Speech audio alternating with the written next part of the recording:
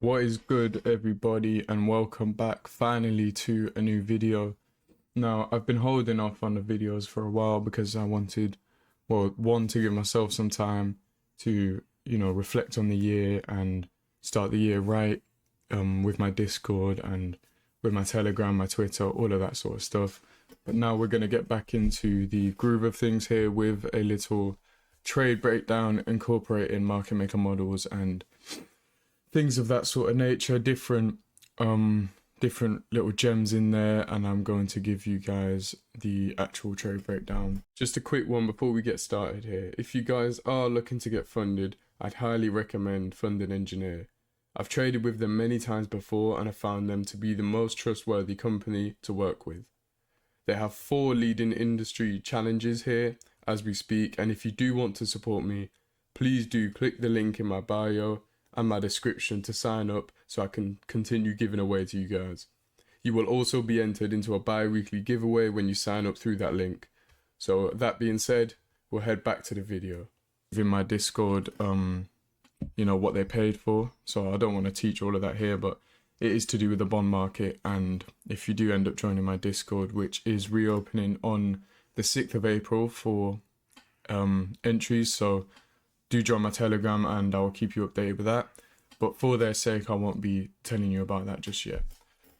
So if we zoom into this price action here, you can see on the weekly chart, we actually, from high to low, if we take the bodies from high to low, this really should be the other way around, but we came into a discount relative to the bodies of this swing, right? Now I'm using the bodies here because the 2 wicks are quite large. So when we have 2 large wicks, I prefer to use the bodies because that's where the real volume lies. If we trade into a discount, this is simple premium and discount after breaking a high. Remember, the 2022 model says to look for a fair value gap inside here. Currently, I can't see one, but I do see what we would call order block. This whole thing, once broken, becomes our order block. And you can see we dig into this candle here and then close outside of it with that body. Dropping down into the daily chart, and you can see this is our premium discount of the weekly range. We trade up and then come back into it. Now at this point here, I was looking for a market maker model template, which is what you've seen going about on Twitter. I know it's the hot thing right now, and a lot of it is being taught prematurely, if you will. A lot of it is being taught not into detail, not as much detail as it needs to be taught. So I feel like this is why I chose this trade in particular to break down, because a lot of it isn't being taught into the detail that I think it needs to be based on market maker models and what they actually are. So once we trade into a discount, I'm now looking for higher prices, okay? Now, for the more advanced student, I will say this is the original consolidation. Distribution, some more distribution, smart money reversal, low risk buy, accumulation, some reaccumulation in here, and then we run the buy side. Now, to anyone who's new, that may sound like, what is he even talking about?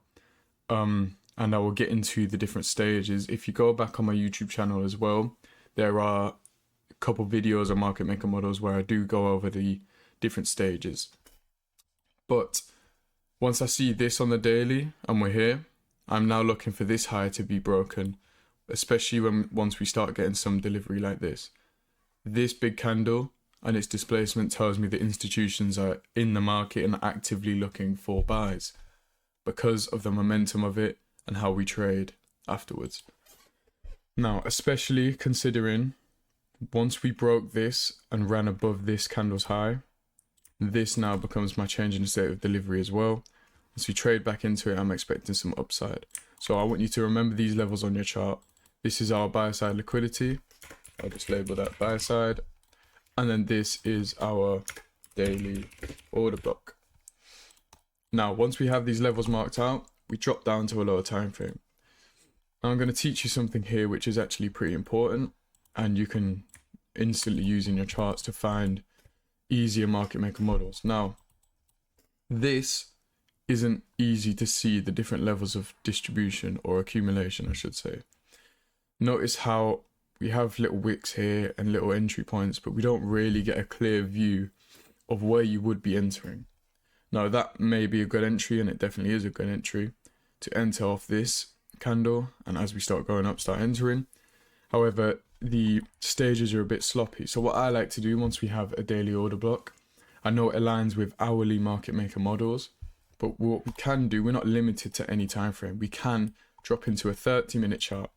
And do you see how things become a little bit clearer on the 30-minute chart than if we were on the hourly? There's less stages here. We see less, and now we drop to the 30-minute and we see more. This is something I like to do. Just a really simple way of being able to see the market maker models more clearly when the hourly is a bit choppy. You do the same with a 4-hour, go to the 2-hour, things like that. Now, those of you who know about market maker models, this looks like one. Instantly, you can see original consolidation, distribution, some more distribution, smart money reversal, low risk buy, accumulation and reaccumulation. Now, I'm going to be teaching about this. I won't go into too much detail again, but I want this to be sort of an introductory lesson to market maker models and how I view them. So I don't want to clog your mind up with too much information, but we are going to label that our original consolidation. Now, why is it a consolidation? Because we have a range low and a range high, and we've been trading inside of that range. And then we start to break out of the range into our higher time frame PD array, which is that daily order block. Remember, this is all framed from our bias on the weekly and the daily chart. Now, once we have the left side of the curve, right, I want to put a line where the lowest point of my market maker model is. Anything to the left of this line is our sell side of the curve. Anything to the right of this line, or obviously in hindsight, will be the buy side of the curve. Now, as you all know, put simply, you want to see previous selling used for new buying, in theory, right? So the smart money reversal, now you should really get your notepads out for this. A lot of, or rather the low risk sell, not the smart money reversal. A lot of people label the low risk sell wrong. And I see people do this a lot. So they label the first distribution as the low risk sell. And this puts you automatically one stage behind delivery. So, we like to see speed and distance on the second stage of redistribution or reaccumulation. That second stage of buying or selling, that is when we want to see the speed and distance happen. So if you're a step behind without even realizing it, the price is going to take off without you. And there's times where you may get in, but a lot of the time it will take off without you. And once it's gone, I'm telling you, in these buy and sell models, it is gone. So it ain't easy. And you'll have to deal with missing out on that. And I know a lot of traders in general, I'm not speaking to anyone specifically, but a lot of traders in general do struggle with fear of missing out. That is one thing that kills a lot of accounts. So I'm going to teach you something about the low risk stage of a market maker model. We have the smart money reversal, which is the lowest point. It doesn't need to be a big smart money reversal. Like, all of this isn't the smart money reversal. All of that doesn't need to be labeled your smart money reversal, okay? This lowest point, to me, I label that as my smart money reversal. We start to move up, and then a wick, and then move higher. This momentum afterwards is no coincidence. This is your low risk buy. Sometimes, let's say this wick didn't happen and we continued higher after this point. A low risk buy will print inside these wicks. Right, you may not be buying inside these wicks, and you may not view this as a low risk buy, but I'm telling you, institutions are buying these wicks. That's what wicks are, right? Institutions are buying these. So your low risk sell is somewhere in here. If we didn't get this obvious low risk sell, or low risk buy, sorry. That stage is your low risk buy, and that's why a lot of people miss it. We then get big momentum upwards, which is exactly what we want to see. Right now, remember, always take your range, take the range high to the range low. You can see attraction into about 50% of this fair value gap sitting at equilibrium, okay? We also have, remember I said selling on one side, buying on the other side. We also have previous selling, down close candle with a gap. People sold here, or I should say the algorithm printed this lower, institutions selling, new buying at the same area that they were selling from.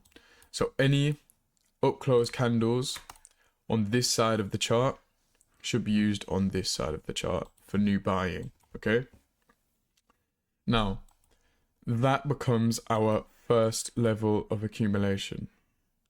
For clarity, it's accumulation in buy models and distribution in sell models.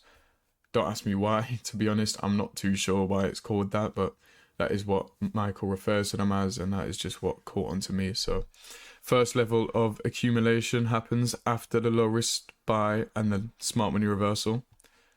Now, what I will teach you here really quickly is that the second level of redistribution or reaccumulation in a buy model doesn't always have its own leg of premium and discount. Okay, it doesn't always print like this one will and break a high. Sometimes they do extra buying inside this leg already, like we did exactly here. Now, some of you may see this already. If you do see it, congratulations to you, because this is our second level of reaccumulation. And you can see inside that gap, we wick in and then run away quickly. I said speed and distance from that second level is what exactly we want to see. And now I would anticipate IOFED in here. Why did I anticipate IOFED? Because we have a gap on the other side. A gap traded through, used on the other side with a wick. That's IOFED. Now this is seen as a balanced price range inside here. So the algorithm wicks in and then runs away quickly. And that was basically my trade. Just reverse it for foreign currency. So I was trading euro on my funded engineer account, and I sold at as soon as dollar dipped into this. And then obviously euro did the exact same thing because the pairs were coupled up. Now that is the basic of market maker buy and sell models. I do actually over here want to show you an example of a trade I took with my Discord, and it was a really clean version of the market maker sell model. And it I think is a great example of what you want to see happen in this second level of redistribution. So you can see I pulled it up here. Now, original consolidation, accumulation, reaccumulation, smart money reversal. Remember what I said with the wicks. What did I say with the wicks? There's a low risk sell inside here. Now I posted this on Twitter and I had people tell me, oh, you were trading the first level of distribution, and I'll tell you right now, no, I wasn't. You can see by the speed and the momentum that we ran the sell side liquidity down here, that this is the second level of distribution, not the first. There's a low risk sell on this wick. You might not be selling this wick, but institutions definitely are. There's a low risk sell after your smart money reversal, which is the highest point in a sell model, the lowest point in a buy model. We then trade lower, break a high inside here, first distribution inside the fair value gap, displacement, right? Now this is a 5-minute chart. You can do this on any chart, remember. And then, remember I said it doesn't always have its own premium discount leg. Trade lower. Once we break these candles, this becomes our order block. Now why am I not using these little up close candles in here? Well, because this went lower than this candle, and this started the protraction up towards this fair value gap. Once we broke below, it's used for selling, and that is exactly where I sold. See if I have an execution screenshot in here. I don't, but it is in my Discord and I will find it another time for you. I may even throw it up on the edit. That's exactly where I sold as it was running down, and then you can see the sheer speed and distance that happens after this second level of distribution. So that should help with your understanding of buy models and sell models. I think I gave enough for this video and my return back to YouTube. So I hope you did learn something and enjoy. If you did, please do drop a like and a comment. I'll be getting back to everyone in the comments, of course. And check out my socials in the description if you do like content like this, because I'm always very active on my Telegram. And like I said earlier in the video, my Discord is reopening for students soon. So I will hope to see some of you in there and hope to be able to have the pleasure of teaching some of you. So if you did enjoy, drop a like and I will catch you soon. Thank you as always for watching.